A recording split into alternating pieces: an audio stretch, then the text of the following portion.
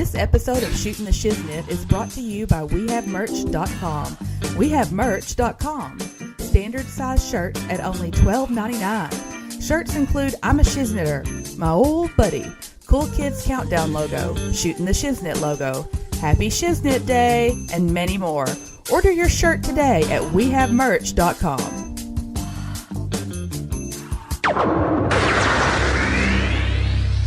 Have you listened to episode 32? Here's a clip. All the archives are at www.stspod.club.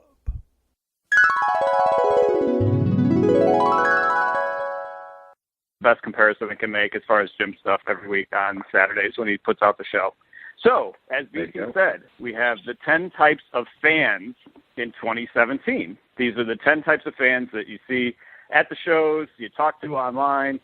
These are the fans that we've all known to come and or love in 2017. So at number 10, Jim, we've got the Bullet Club shirt guys and the replica belt guys.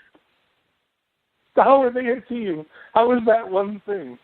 I feel like the replica belt guys are way worse than Bullet Club t-shirt guys. No. And?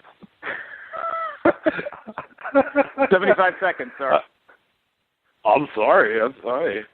The replica belt guys. When I said give or take, I didn't mean 60 seconds.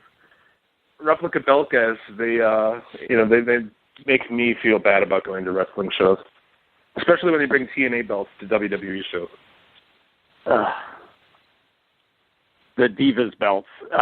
So the Bullet Club guys, I will say the Bullet Club shirt guys, I think it started with the NWO shirts and probably the Austin 316 shirts. Probably before that was the Hulkamania shirts. But at this point, there's like what it's determined is there's like a window of opportunity to wear these shirts. So for like a year and a half, they get cool. And then after that, there's the backlash. And nobody wants to see those shirts anymore. So what I think is that those guys, 5, 4, 3, 2, 1, 0. Let's start the party.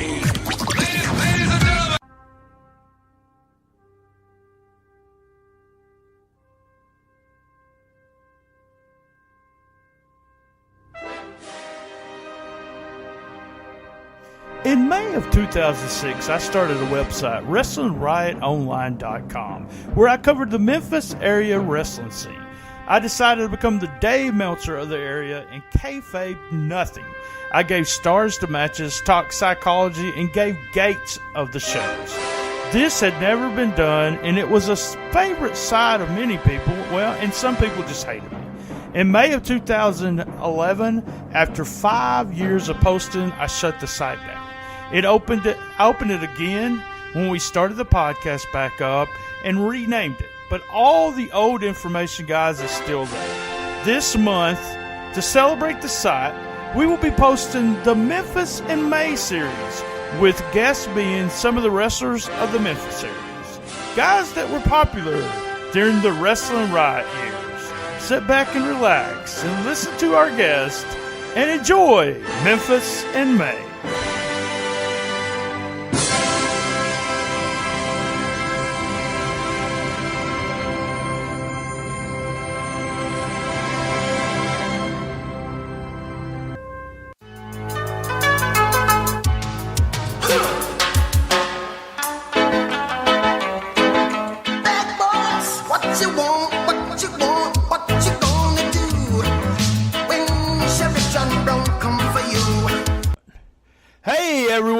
Welcome my old buddy Mark Southern from the Green Room. He's over there with a Michelob Ultra. He requested that in the Green Room along with some kind of special chip or something. I don't know. You know how these people are.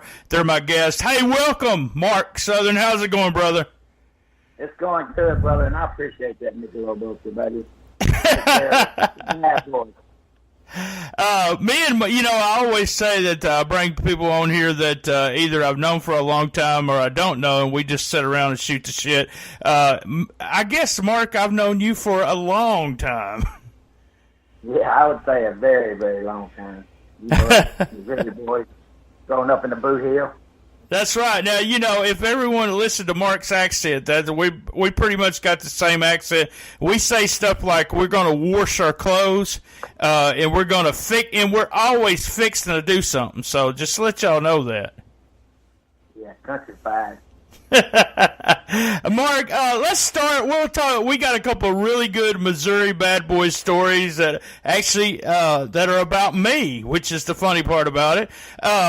But let's start out first, though. How did you, like all of us in the Memphis area? I know the answer to this, but tell us how you discovered professional wrestling. Oh, well, I was a small boy in Haytime, Missouri. Not much to do. And on Saturday mornings, my grandfather, who is no longer with me, kind of introduced me to Memphis Wrestling. And I guess my earliest memory is back in '77. And then from then on there, from now, my love for wrestling is, just been the same. Now, he did carry me down to the Coliseum about every Monday night. So we made that trip from Haytime, Missouri to Memphis, Tennessee, just about every Monday night. And he had one of his buddies, George, that would go with us, too. So that kind of introduced me to it, and ever since then, I've been in love with it. So you've seen a lot of Monday night shows, and then what was one of them that stuck out all these years that you can remember going and thinking, oh my God, this is one of the best shows I ever seen? Well, I guess one of the earliest memories I have, and one of my favorite tag teams, and about to show my age, was Phil Hicks and Dennis Connery, watching them down there at the Coliseum when they were tag teams. That was good, and then with Bill Dundee back in his young days. So I've seen them all, but I guess the biggest angle they ever ran down there that thing was the Idol Lawler cage match. So, yeah. Yeah, the Idol Lawler with the hair match? Yes, that is correct, man. One of the best. And so you was down there for all that, huh? Wow. Yeah, we love wrestling, buddy. We was going to be there if we could. And you, I always... I ask this question to almost every guest, but when do you think you were smartened up to the business? When did you actually start knowing what the business was all about? Was this when you started training, or what happened there? Well, I wasn't too smart when I started training, because I trained with one of your guys, Jackie Hicks, and then I was putting him in the Renegade. So they kind of put me through the ringer's ass, the old Joey Theater in Haytime, Missouri. But, I would say probably it was after I got in the business, man. Growing up, watching on TV, I didn't see a lot of, the talking like you see nowadays. So, yeah. Oh, wow. That's pretty cool. Being able to start training and really not knowing what everything is about the business. You talked about Jackie Hicks, Jack Diamond. That's where our connection, mine and your connection, comes from. We actually, I tagged with Jackie for a little bit. Guys, when I say I was a wrestler, I was horrible. So let's don't even talk about it.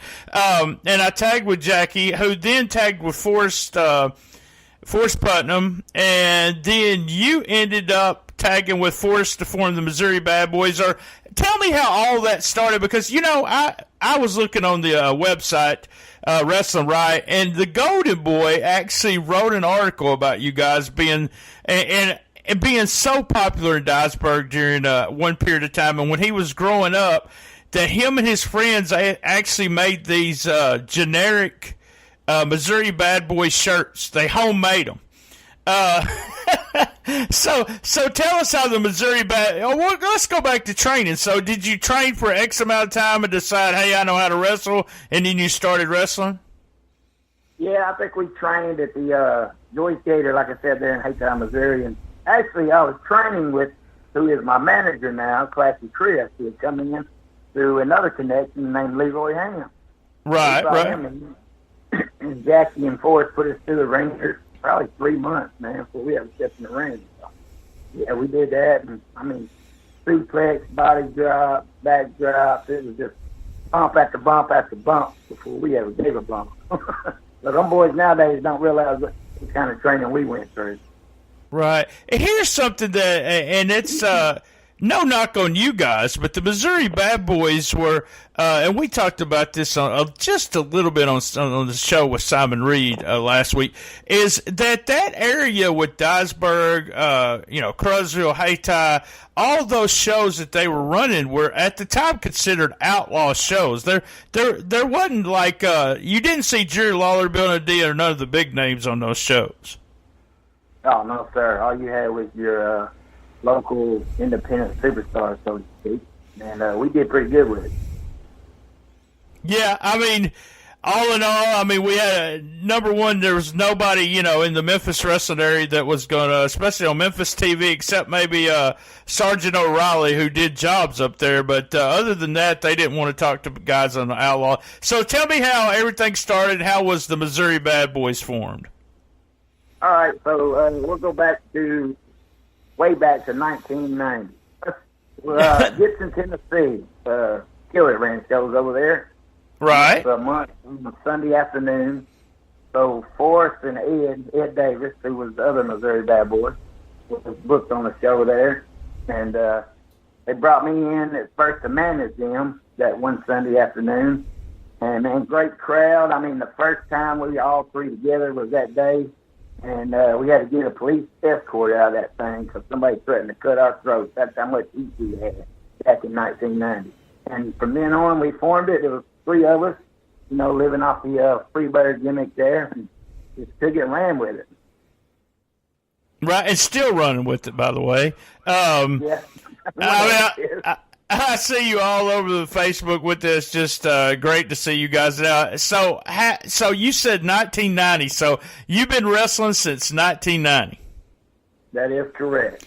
So my question is, Mark, how hard was it to get out of the bed this morning? Oh, it's hard every morning. You got to roll out some morning. Guys, I want everyone to understand what a part of what outlaw wrestling is, and it's not one of those fancy rings. I mean, it's got better through the years, but back in the day, when you bumped on that ring, it's almost like your balls went up into your throat, and it was tough. And what, I mean, you guys wrestled. Tell us, Gibson. I actually worked in Gibson, and I know the heat of Gibson. I felt it a couple of times. People coming out of the crowd trying to get to me. Just a nutty place to wrestle, and always on a Sunday afternoon, and you never thought they would draw, and sometimes you would come in there and there'd be 300 people. You guys started there, and then you went to Dyersburg. Tell us, the whole process of Missouri Bad Boys forming, and you all guys were from the Boot Hill area, and that's where you got the name, but then where did you guys end up wrestling at? Oh, we've been everywhere: Mississippi, Tennessee, Missouri. So after Gibson, we just did that once a month. Excuse me. And then we would go to Cruzville. Cruzville had a show every Saturday night. Right. We'd go over there and run that with Jim Smith, who's no longer with us. He had a promotion called MCW, I believe what it was. We ran there, and then we also ran for the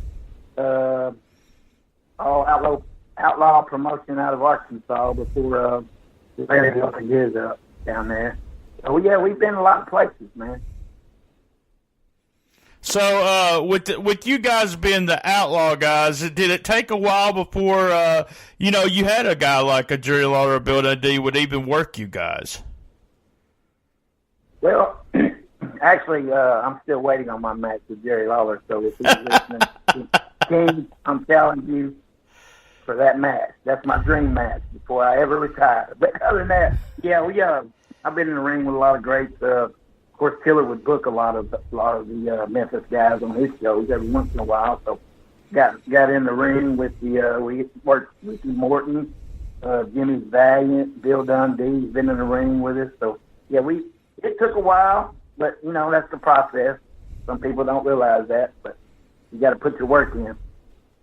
Yeah, and it's some of the, like some of the Memphis guys that always, I was in the dressing room during that period of time, and those Outlaw shows was something that they didn't want to be associated with, didn't want you guys, and if there was a guy that they even thought was not professionally trained or whatever they wanted to say, it was kind of like you can't get it on the inside, even though y'all guys have been working for X amount of years, you know?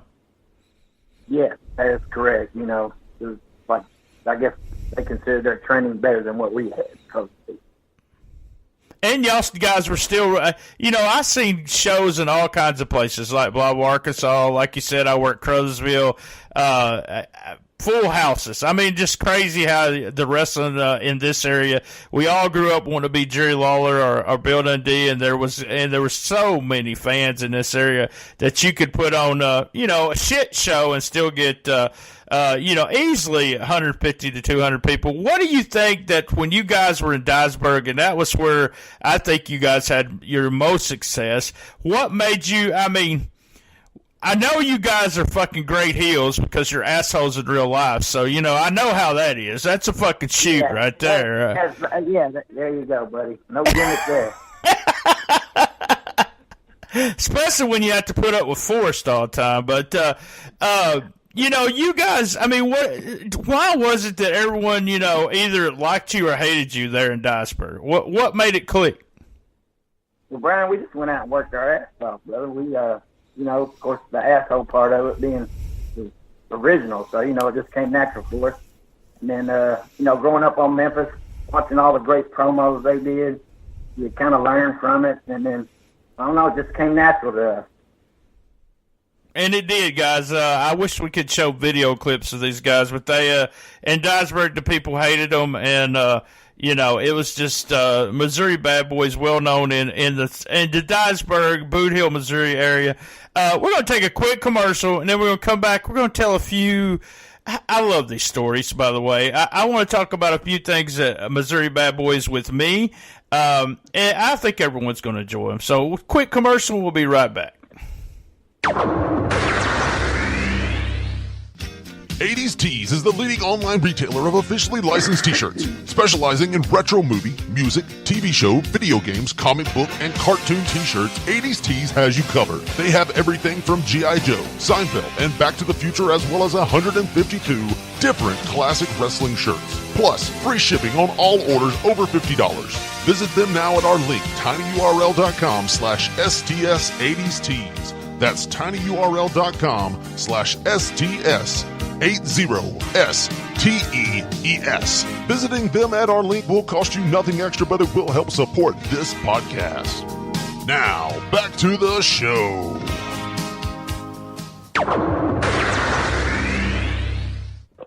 Hey, Mark, before I forget, we're back on the show, but we got to get...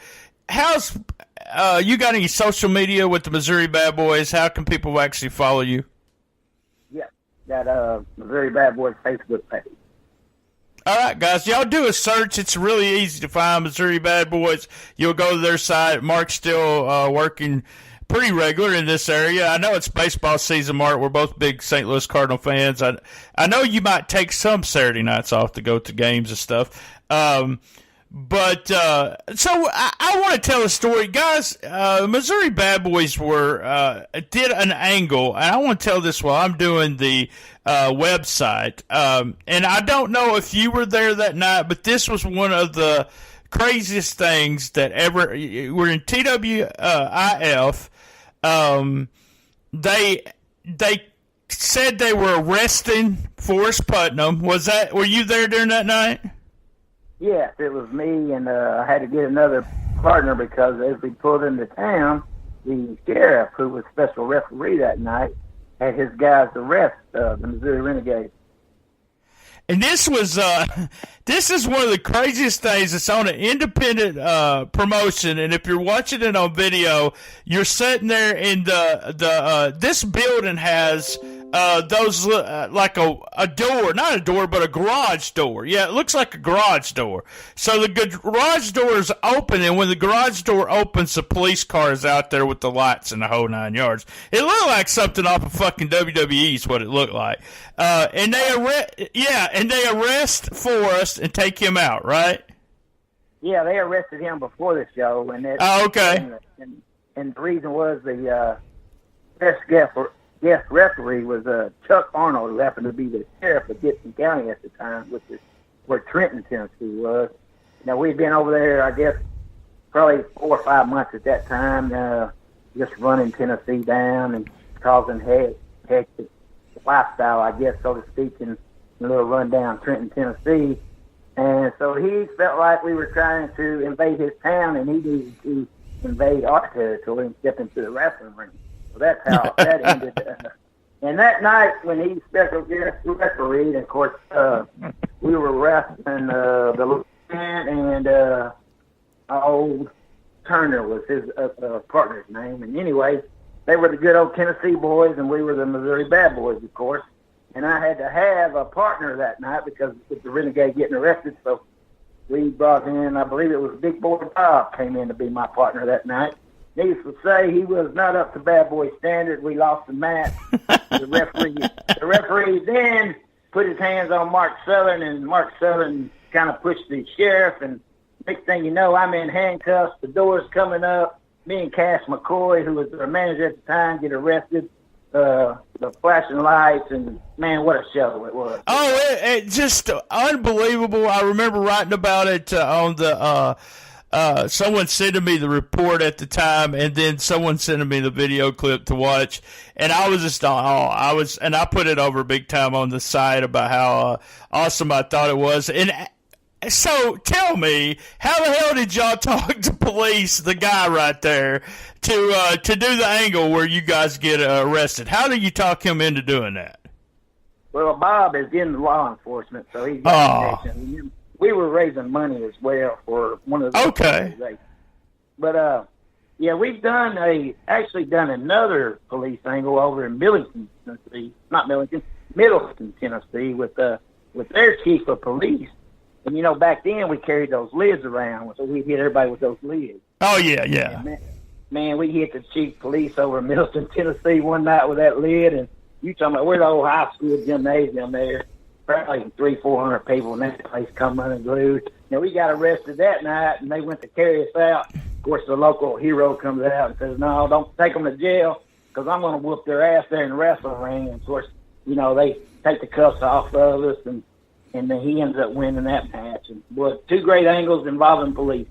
And it's really arrested.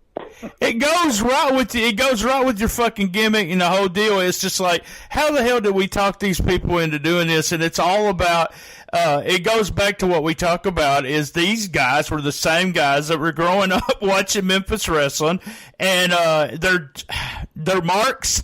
And they want to do stuff, so there's nothing wrong with that. So why not let them do it? And then they contribute to the realness of what's going on around you, especially with no one ever expected the police car to pull up with the lights and the siren and the whole 9 yards. No one, and they talked about that in that little town forever.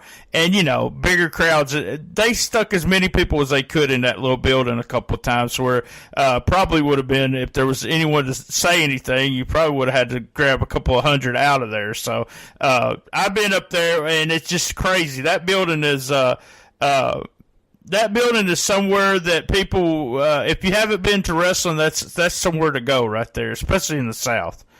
So let's talk about. Still draws to this day. Yeah, I know. I talked. Me and Simon talked before we went online, and he to do it, and he's telling me, still drawing crowds. We're going to tell a couple other Missouri bad boy stories. Now, this one goes back, and I'm horrible with years, so I have no idea. I know I started being a fan of '78, but I don't know. So I got to give people a little backstory here. I was promoting wrestling in the Missouri area. I was approached by one of my friends to do a wrestling show as part of, what is this, barbecue, or what is it called that they do every year there in Crutchfield? It was, back at the time, it was the Meet on the Mississippi. Meet on the Mississippi, that's right. So my friend her mom worked and she worked in the courthouse. And I tell all this because it has something to do with what went on that night. And they knew that I was promoting wrestling, so they wanted me to do the show instead of the people the year before who did it. And the year before was a group, a guy named Leroy Hambone, who we mentioned, and his son, and they did it, okay? So I start getting my crew together, and there's no way I can promote a show in Crutchfield without the Missouri Bad Boys. That would be just totally stupid. So we get together, me and you and Forrest, and who else was it just you two and Cookie, right? It was Cookie? I don't know if Cookie was there that night or not. It might have just been me and Forrest that night. I think it might have been. I can't remember. And then we got you guys, and then the first thing that happened that night was that I told all you guys I got your license taken care of. Don't worry about anything. And I'm admitting this because I almost went to jail that night. I signed a bunch of physicals and signatures for a doctor and started getting licensed. And what happened was that they had to come back to me to get someone else licensed that night. So I ended up having to sign one almost in front of the inspector, the Missouri State Athletic guy. Missouri treats it like a total shoot, guys. So I'm almost going to jail, and I'm stressing out. And you guys are getting ready to go to the ring, and you guys were using, what, the 3D as a finisher, right? That is correct.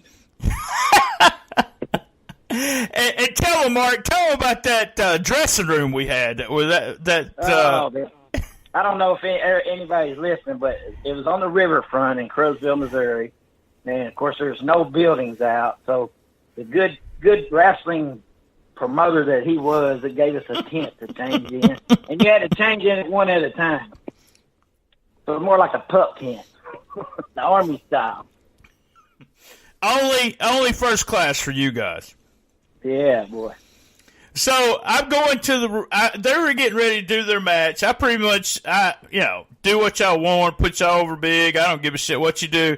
But what was my one instruction that I didn't want you guys to do? Do not touch the valet. The one thing that I asked you, I said you could do anything you wanted to do, but do not touch the valet. She didn't even know fucking how to bump. She had bumped maybe 3 times. Okay, so go ahead, Mark. Tell them what happened at the end. Well, we decided that we're just going to bump everybody that night. And we actually did bump the valet, and I think she turned out to be okay. She took the hell of a bump. Then we turned and decided we were going to bump the referee. And we gave him the old 3D, and boy, it broke his collarbone. Next thing you know, we got an ambulance on the scene, and old BT says, "You guys are fired." Oh, I was so mad. And if I could go back, one of you guys is in the tent. One of you changing. I go into this one-person tent with you, and I'm fucking screaming like I'm Jimmy Hart or Jim Cornette, and like I have the biggest promotion ever. You're fired. Like you fucking care. It's just a little spot show. But man, that was a crazy night. And that the referee I thought was dead. I really thought he was dead. Yeah, me too. I called the hospital, and he goes, he told me it didn't matter, stuff happens. Apparently he had insurance where he worked, and it wasn't a big deal, but I think he broke his collarbone, so, it's just a crazy night, and the crowd was, and I can understand why you guys did it, because the crowd was so up for you guys, and it was just like, okay, we're going to do this, and then all of a sudden they were still wanting y'all to do 3Ds, so go ahead and grab the referee. Yeah, by the way, Michelle did take that bump beautifully, so go ahead. You had one of the guys. I had one of the funniest things happen. Number one, I didn't know it was going to happen, and I'm pretty good at taking jokes, but I just fucking out of nowhere, you guys kayfabe me up until the point of doing it, and go ahead and talk about the night with the toilet seat. One of the greatest ribs ever, was it not, baby? It was. It was back in 2008 when we were up for a tag team of the year in your book, the yearbook 2008, WrestlingRideOnline.com, and we had finished second place. So you were actually there to give an award out, I believe, for TIWF or something, or promoting the book or something. Yeah. So I got one of your books, and I take it out there, and, kind of plugging your book, and I plugged us to be the tag team of the year in 2008, Missouri Bad Boys. Well, Cash and I, and let me rewind a little bit, because I lived in right outside of Nashville in Springfield, Tennessee at the time, and so did Cash McCoy, which is Glenn Miller, and we rode together. But I had a house there in Tennessee, and for, I guess it's just a redneck thing, because I had a shed that had nothing but toilet seats in it. I don't know if the guy collected them or what, but there were like 15 or 20 toilet seats out there. I said, hey, I'm going to take one of these and put it in a box and give it out as a gift. So that's what we did. We wrapped it in a big old box, and we took it to the show, and I said, here's what we're going to do.